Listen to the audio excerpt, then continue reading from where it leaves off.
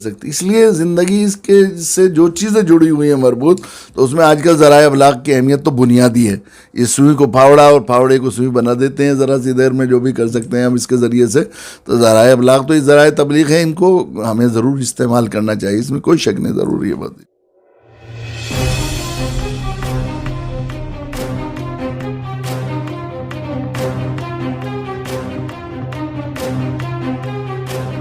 السلام علیکم ورحمۃ اللہ وبرکاتہ.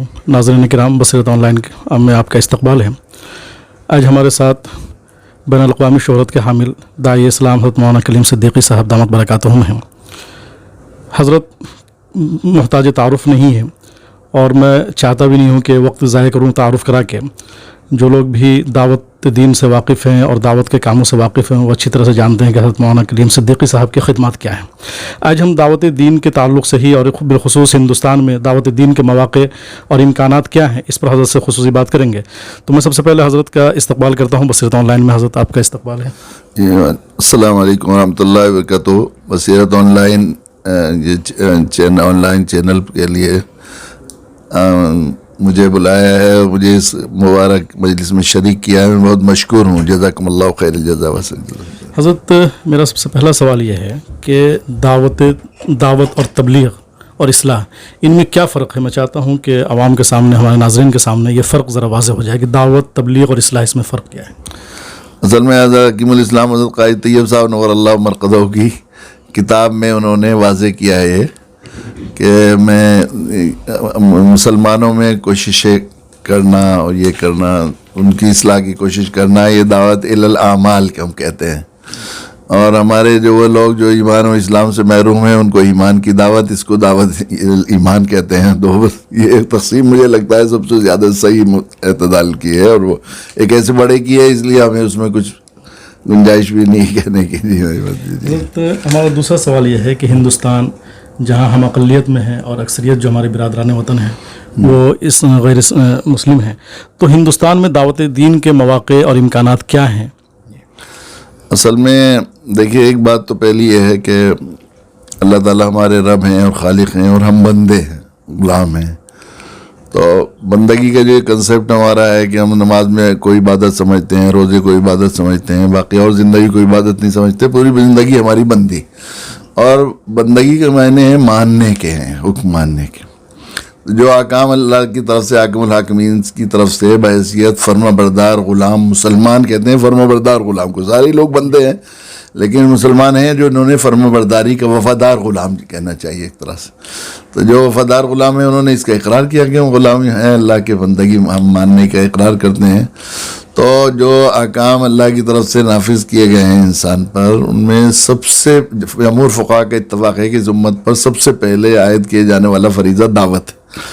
اور یہ کوئی آپشنل فریضہ نہیں ہے کہ ہم اگر جی چاہے تو کریں، حالات اچھے ہیں کہ کریں، نہ کریں. تو جیسے بھی حالات ہیں ہمیں اس میں کرنا ہے. یہ نہیں کہا گیا کہ آپ کو یہ حالات ہوں گے تو کرنا ہے، یہ حالات جی چاہے گا تو کرنا ہے، نہیں چاہے گا تو مخالف حالات ہوں گے تو کرنا ہے، موافق حالات ہوں گے کرنا ہے، تو ہمیں کرنا ہی. جہاں تک یہ بات بنیادی جو ہے دین کی ہے کہ لا یکلف اللہ نفسا الا وسعها، دین کا ایک مسئلہ. کسی مخلوق کو، کسی نفس کو اللہ تعالیٰ نے اس کی وسعت سے زیادہ تکلیف نہیں دی تھی. جس چیز کا شریعت نے حکم دیا ہے کرنے کا وہ ہمارے اختیار میں ہے. دین اس لیے آسان ہے، الدین یسر کہا گیا. دین اس لیے آسان ہے کہ جو احکام، جن چیزوں کے اوامر و نواہی کے جو بھی ضابطے قائد ہیں، جن چیزوں کے کرنے کا حکم دیا گیا ہے، جن چیزوں سے رکنے کا ہمیں حکم دیا گیا ہے، وہ ہمارے اختیار میں ہے. جو اختیاری چیزیں ہیں تو اگر ہمارے بس میں نہیں ہوتا، یہ حالات سازگار نہیں ہوتے، اس کے لیے ممکن نہیں ہوتا دعوت، تو ہرگز ہمارے ذمہ فرض نہیں ہوتا. فرض ہونا اس بات کی علامت ہے کہ دعوت کے لیے حالات ہیں اور دعوت کا امکان ہے سارے. تو جہاں تک ہمارے ملک کی صورتحال ہے، تو یہ ویسے تو اب پوری دنیا کے حالات ایسے ہیں.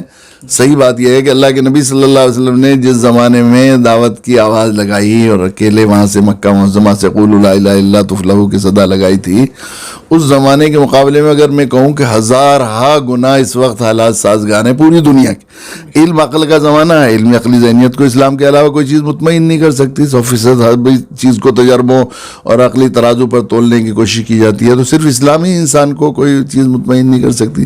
دوسرے ذرائع ابلاغ کی ایجاد نے اتنا آسان بات کو پہنچانے میں کر دیا. پھر بین الاقوامی انگریزی کے بین الاقوامی زبان بننے کی زبان کا وہ بھی سلسلہ ختم ہو گیا ہے یہ صورت. لیکن خصوصاً ہمارے ملک میں اس وجہ سے اور بھی سازگار ہیں حالات, میں سمجھتا ہوں, مجھے لگتا ہے کہ پوری دنیا کے مقابلے میں. اللہ کے نبی صلی اللہ علیہ وسلم کا ایک فرمان ہے کہ مجھے ہندوستان کی مٹی سے محبت کی خوشبو آتی ہے. علماء نے اس حدیث کو یہ لگایا, اس کو یہ موضوع حدیث ہے بعض علماء کہتے تھے, لیکن ابھی مدینہ منورہ کے ایک عالم دین نے 17 صفحوں کا ایک مضمون اس کی حدیث کی تخریج پر اور اس کی اسناد پر پورا لکھا ہے. اس میں بہت سارے صحابہ سے اس روایت کو نقل کیا ہے. میرے عرب کو آئی ٹھنڈی ہوا جہاں سے میرا وطن وہی ہے میرا وطن. اور آپ میدان دعوت میں آج جاتے ہیں تو اندازہ ہوتا ہے کہ یہ قوم کتنی محبت کی قدر کرنے والی ہے. آپ دنیا کے ملکوں کا سفر کریں اور جگہ جگہ جا کر آپ جو ہے وہ کریں, لوگوں کی نفسیات کا اگر آپ کو کمپیریٹیو اسٹڈی کا تھوڑا وہ ہے تو آپ کو اندازہ ہوگا کہ جتنی محبت بھرے ہمارے ملک کے لوگ ہیں پوری دنیا میں کہیں کے بھی نہیں ہیں. پھر یہ میرے حضرت والا حضرت مولانا علی میاں نور اللہ مرقدہ فرمایا کرتے تھے کہ ہم بڑے خوش قسمت ہیں کہ ایسی قوم کے لیے ہمیں داعی بنا کر بھیجا گیا ہے جو اپنے خیر خواہوں ہمدردوں کی دیوتا بنا کر پوجا کرتی ہے. ذرا سی خیر مل جائے تو اس کے آگے جھک جاتی ہے قوم. ایسی محبت کی قدر. میدان دعوت میں جا کر ہمارے ایک دو عزیز ہیں, ان سے کسی قلفی والے نے یہ کہا کہ ریڈی پر لکھنے کے لیے کوئی شعر کہہ دیجیے, شاعر تھے. تو پھر فی البدی انہوں نے شعر کہا, قریب آؤ تو شاید سمجھ سکو مجھ کو, یہ فاصلے تو غلط فہمیاں بڑھاتے ہیں. اچھا, ایک بڑی غلط فہمی, چونکہ شیطان کو دعوت سے مشن سے بہر ہے, انسان کا دشمن ہے مگر دعوت سے تو مشن کا بہر ہے. انما یدعو لحزبہ لیکونوا من اصحاب السعیر. شیطان کی کوشش یہ ہے کہ دوزخی بنا دے, داعی کی کوشش یہ ہے کہ جنت میں جائے. دعوت کے لیے بہت سی رکاوٹوں میں جو چیزیں ڈالتا ہے غلط فہمیاں, اس میں ایک یہ بھی کہ مذہب پر مسلسل بڑھتا ہوا رجحان ہمیں لگتا ہے کہ دعوت کے لیے مخالف ماحول ہے. یہ نہیں, مذہب سے آدمی کا تعلق اور اس پہ قربانی دینے کا جذبہ جو انسان کو ہوتا ہے وہ اپنے اللہ کو راضی کرنے کے لیے ہوتا ہے. جتنے لوگ ہیں یہ ہوتا ہے. تو اب جو مسلسل یہ قربانی, جتنا میں سمجھتا ہوں کہ مسلمانوں کے علاوہ جو قوم مذہب کے لیے سب سے زیادہ مال کی, جان کی, وقت کی قربانی دیتی ہے وہ ہمارے برادران وطن ہندو قوم ہے. اس کا مطلب یہ ہے کہ ان کے اندر اللہ کو راضی کرنے, اپنے سوامی, اپنے خدا, اپنے ایشور کو راضی کرنے کا سب سے زیادہ طلب اور پیاس پائی جاتی ہے. تو جب ان کو ہم یہ بتانے دیں گے کہ یہ راضی کرنے والا راستہ نہیں ناراض کرنے والا راستہ ہے, تو جس تیزی کے ساتھ وہ اس شرک میں قربانیاں دیتے ہیں اس سے کہیں زیادہ جب حق آ جاتا ہے تو اس سے زیادہ قربانی دینے والے بنتے ہیں. اس لیے دوسرے ملکوں کے مقابلے میں ہمارے ملک میں دعوت کے مواقع زیادہ ہیں. یہ میرا اپنا تجربہ ہے. جی حضرت, موجودہ صورتحال میں جو اس وقت جو ہندوستان کے ایک نفرت کا ماحول پیدا کر دیا گیا, اس صورتحال میں دعوت دین کا طریقہ کار کیا ہو؟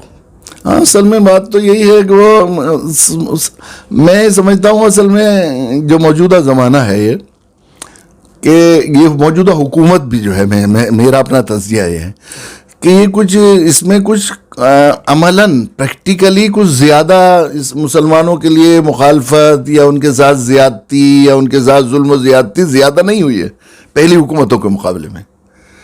ہائی لائٹ زیادہ کیا گیا ہے چیزوں کو, وہ اپنی ووٹوں میں ہیجان پیدا کرنے کے لیے چونکہ وہ کیا گیا ہے. لیکن عام لوگوں کی نگاہ, وہ جو جبلت ہے نا, فطرت, میدان دعوت میں جاتے ہیں تو معلوم ہوتا ہے کہ فطرت ان کی محبت کی ہے. وقتی طور پر جنون پیدا کر دیا گیا ہے, یہ بات صحیح کہہ رہے ہیں آپ, کچھ نہ کچھ فرق پڑا ہے.